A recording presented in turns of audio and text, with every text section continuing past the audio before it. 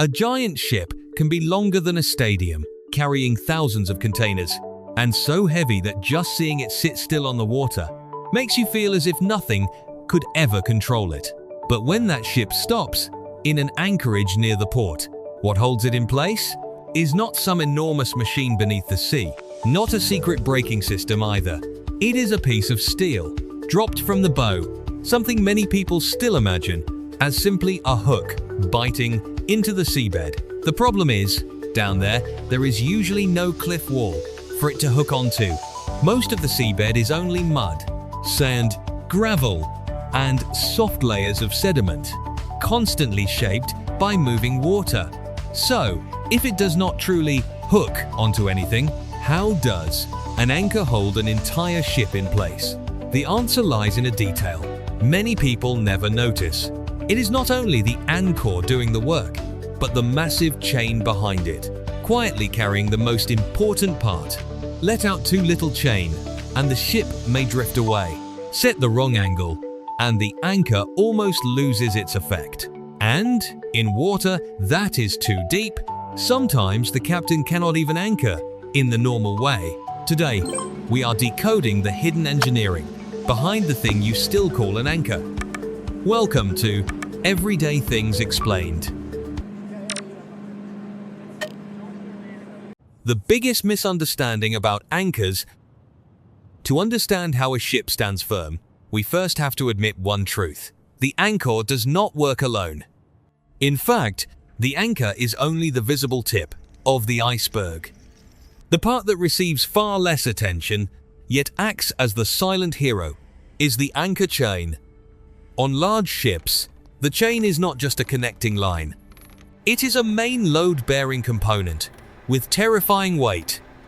Imagine this: a single chain link on a large cruise ship can weigh more than 150 kilograms, roughly equal to the weight of 2 household refrigerators combined. When you release hundreds of meters of that chain into the sea, that entire length of chain often weighs many times more than the anchor itself. And here is the secret captains know. When they anchor, they do not let it fall straight down to the seabed and stop. Instead, they let out a very long length of chain, so it lies low along the seabed. In engineering, this sagging length of chain forms a curve called a catenary. That curve turns the chain into a giant mechanical shock absorber. When strong wind blows and pushes the ship backward, the first force does not pull directly on the anchor. Instead, it must spend its strength lifting tons of steel chain out of the mud and off the ground. That weight kills most of the wave's energy. By the time the pulling force finally reaches the anchor, it has become an almost perfect horizontal pull. And that horizontal pull makes the anchor dig deeper the harder it is pulled, much like dragging a hoe across the ground. Having an anchor does not mean you can stop. It sounds universal, but this system has one Achilles heel. An anchor only works well when the ship can reach the seabed in a practical way. Commercial vessels usually anchor only in shallow water, under 100 meters. Why? Because in the middle of an ocean thousands of meters deep, the anchor chain is no longer a solution. It becomes a disaster. If the water is 3 kilometers deep, you would need a chain, at least 10 kilometers long, to create a safe pulling angle. The weight of 10 kilometers of chain, hanging vertically in the water, would reach thousands of tons. That weight would be strong enough to tear apart the anchor windlass, or worse, rip the bow away from the hull. So, in the middle of the ocean, ships do not anchor. They choose to drift freely, or use an extremely expensive system, dynamic positioning. It uses satellites and thrusters beneath the ship to make the vessel swim in place with accuracy down to each meter. Captains do not measure by feeling. In the world of gigantic things, everything has to be measured in the simplest possible way. A captain never asks, "Has the anchor touched the bottom?" They ask, "How many shackles have we paid out?" A shackle is the standard measuring unit for anchor chain, about 27.5 meters long. To recognize it in a world of seawater, grease, and darkness, people use a classic user interface, paint color. After every shackle, a joining link is painted, white, red, or blue. When the chain rushes out of the bow at high speed, sailors count these color marks and report them over the radio. 3 shackles in the water. That is a perfect example of practical design.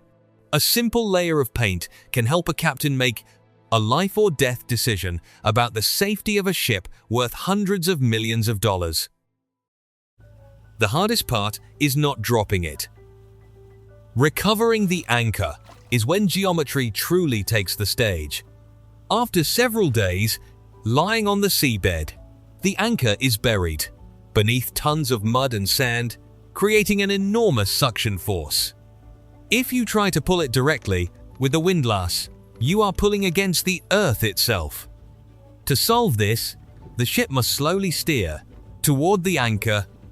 When the ship is directly above it, the chain shifts into a vertical line. That upward pull can now pluck the anchor out of the mud far more easily.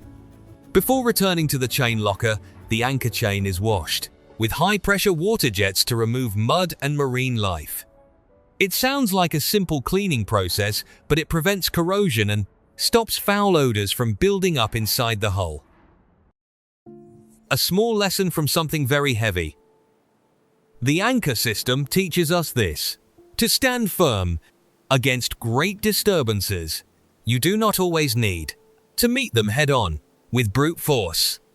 A chain that knows when to sag can absorb every shock. And the right angle of approach matters far more than simply trying to pull harder. The next time you see an anchor on the bow of a ship, remember, it is a delicate system of weight, friction, and hundreds of years of practical experience. If an anchor hides that much engineering, then you may wonder, why can smooth steel train wheels pull thousands of tons of cargo without slipping?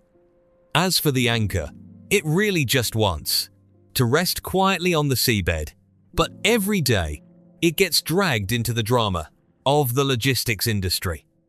Thank you for joining Everyday Things Explained. See you in the next episode.